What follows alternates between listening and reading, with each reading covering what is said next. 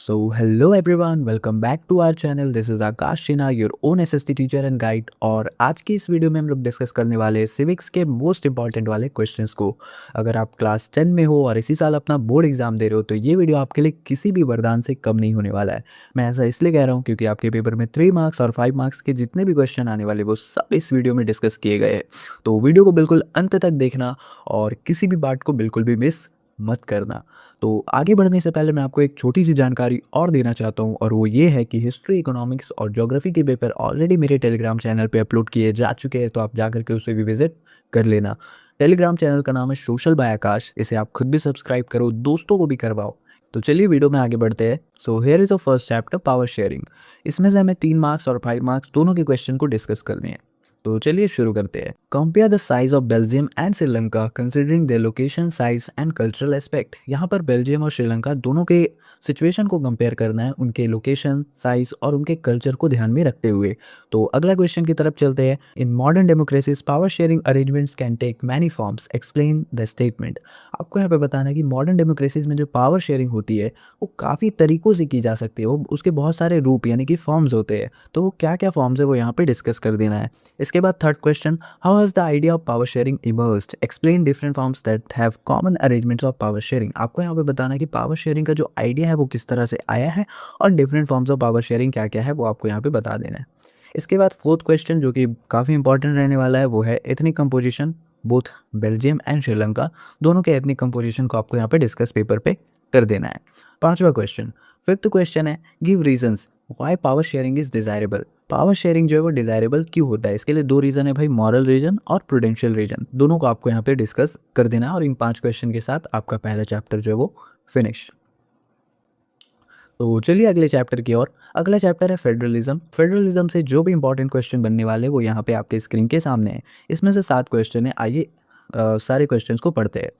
तो पहला क्वेश्चन है describe any 3 features of federal government. यहाँ पर आप एक बात नोट करना कि किताब में आपके 7 फीचर्स दिए हुए हैं, तो आपको वहाँ पे सारे 7 फीचर्स को डिस्कस कर लेना है, उनको याद कर लेना है अच्छे से, क्योंकि ये क्वेश्चन जो है काफ़ी इंपॉर्टेंट है इस चैप्टर के पर्सपेक्टिव से, तो इसको बिल्कुल भी मत छोड़ना। इसके बाद सेकंड क्वेश्चन है describe any 3 features of unitary government. Unitary government के 3 फीचर्स आपको यहाँ पे बता देने हैं। थर्ड क्वेश्चन क्या है, third question describe the rationally behind the implementation of decentralisation in India. India में जो डिसेंट्रलाइजेशन हुआ वो क्यों हुआ, उसके बारे में यहाँ पे आपको थोड़ी सी चर्चा कर देनी है।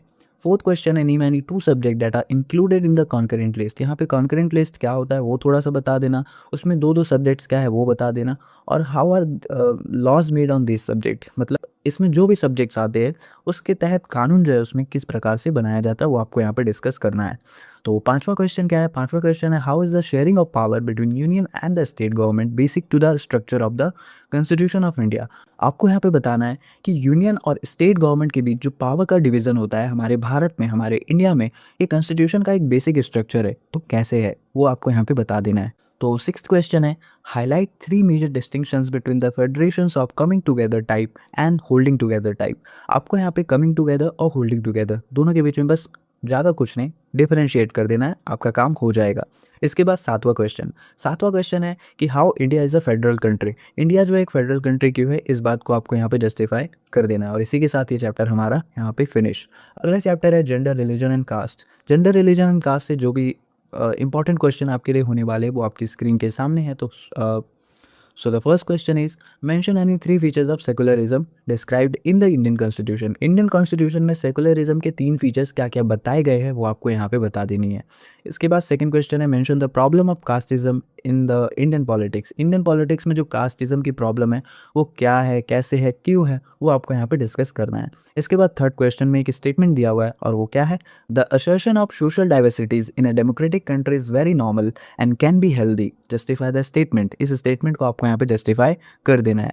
फोर्थ क्वेश्चन है how can caste take several forms in politics, explain with example. कि पॉलिटिक्स यानी कि राजनीतिक में कास्ट का क्या रोल है, वो किस तरह से अलग अलग रूपों से अलग अलग फॉर्म्स में आकर के पॉलिटिक्स को किसी न किसी तरह से अफेक्ट करता है, तो इस बात पे थोड़ी सी चर्चा आपको यहाँ पे कर देनी है। So the next question is explain the status of women representation in India's legislative bodies, what can be done to improve the situation. यहाँ पर आपको बताना है कि इंडियन पार्लियामेंट में वुमेन का क्या रोल है, उनकी दशा जो है यहाँ पर वो क्या है और इसको किस तरह से सिचुएशन को सुधारा जा सकता है। इसके बाद 6 क्वेश्चन है, in India women still lag behind men despite some improvement since independence, support the statement. आपको यहाँ पे बताना है कि औरतें जो है इंडिपेंडेंस के बाद से वो आज भी मर्दों से काफ़ी पीछे है, तो क्यों है, कैसे है, इस स्टेटमेंट को थोड़ा सा सपोर्ट कर देना है। तो चलिए इसी के साथ अगले चैप्टर की ओर। अगला चैप्टर है पॉलिटिकल पार्टीज। ये काफ़ी इंपॉर्टेंट चैप्टर है। इस चैप्टर से केवल 6 क्वेश्चन आपके सामने यहाँ पर लाए हुए हैं। So the first question is, how are political parties recognised as regional and national parties in India. India में किसी भी पार्टी को रीजनल या नेशनल बनने के लिए क्या क्या क्राइटेरिया उसको फॉलो करना पड़ता है, उसको एक्सप्लेन करना है विद एग्जांपल्स। ओके, काफ़ी इजी है और काफ़ी इंपॉर्टेंट क्वेश्चन भी है, तो इसको बिल्कुल भी मत छोड़ना। सेकंड क्वेश्चन है, examine any 5 major challenges faced by the political parties in India. कि इंडिया में जो पॉलिटिकल पार्टीज है वो क्या क्या चैलेंजेस को फेस करती है, उसको आपको यहाँ पे आकर के डिस्क्राइब कर देना है। इसके बाद अगला question, describe any 5 functions of the political party. Political parties के 5 फंक्शन आपको यहाँ पे डिस्क्राइब करने हैं। फोर्थ क्वेश्चन है, describe the necessities of political parties in a democratic country. क्यों ज़रूरी है पॉलिटिकल पार्टीज का होना किसी भी डेमोक्रेटिक कंट्री में, बस। तो फिफ्थ क्वेश्चन है, describe the efforts to reform political parties in India. पांचवा क्वेश्चन में आपको बोलना है कि भारत में जो पॉलिटिकल पार्टीज है उसकी दशा, उनकी दशा को सुधारने के लिए क्या क्या एफर्ट्स को लगाया जा रहा है या लगाया जा सकता है, तो इस पर आपको थोड़ी सी चर्चा कर देनी है। अगला क्वेश्चन है, what is a political party, explain any 4 characteristic of a political party. एक पॉलिटिकल पार्टी क्या होती है और उसके 4 कैरेक्टरिस्टिक क्या है, इस पे आपको थोड़ी सी बात कर लेनी है और आपका आंसर जो है यहाँ पर रेडी हो जाएगा। So here is our last chapter which is outcomes of democracy. तो चलिए इस पर भी थोड़ी सी चर्चा कर ली जाए। तो इसमें से 6 क्वेश्चन है और ज़्यादातर क्वेश्चन जो वो स्टेटमेंट बेस्ड है, तो देखिए क्या है। So the first question is, democracy stand much superior to any other forms of government in promoting dignity and freedom of the individual. Support the statement with arguments. आपको यहाँ पे बताना कि डेमोक्रेसी किस तरह से बेटर है किसी भी अदर फॉर्म ऑफ गवर्नमेंट से, सिंपली इसी बात को यहाँ पे डिस्क्राइब कर देना है। Democracy produces N accountable, responsive and legitimate government. Support the statement. आपको यहाँ पे बताना है कि जो डेमोक्रेसी से जो गवर्नमेंट फॉर्म होती है वो अपनी जनता की तरफ अकाउंटेबल होती है, रिस्पॉन्सिव होती है और लेजिटिमेट होती है। तो ये तीनों चीज़ें किस तरह से होती है, इस पर आपको थोड़ी सी चर्चा कर देनी है। इसके बाद थर्ड क्वेश्चन क्या है, how is democracy a better form of government in comparison to dictatorship.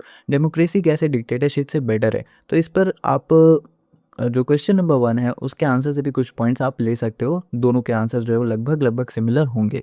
इसके बाद फोर्थ क्वेश्चन, चौथा क्वेश्चन है, democracy is attentive to the needs and demands of the people, justify the statement. आपको यहाँ पे बताना है कि जो डेमोक्रेसी है वो अपने लोगों के डिमांड को या नीड्स को पूरा करने के लिए अटेंटिव होती है, कैसे या क्यों, तो इस पर आपको थोड़ी सी चर्चा यहाँ पे करनी पड़ेगी। इसके बाद पांचवा क्वेश्चन है, democracies accommodate social diversities and provide dignity and freedom to all the citizens. आपको यहाँ पे बताना है कि डेमोक्रेसी कैसे अकोमोडेट करती है सारे सोशल डाइवर्सिटीज़ को, वो प्रमोट करती है डिग्निटी को, फ्रीडम को अपने सिटीजन्स की तरफ में। इसके बाद सिक्स क्वेश्चन है, democracy do not appear to be very successful in reducing the economic inequalities, justify the statement.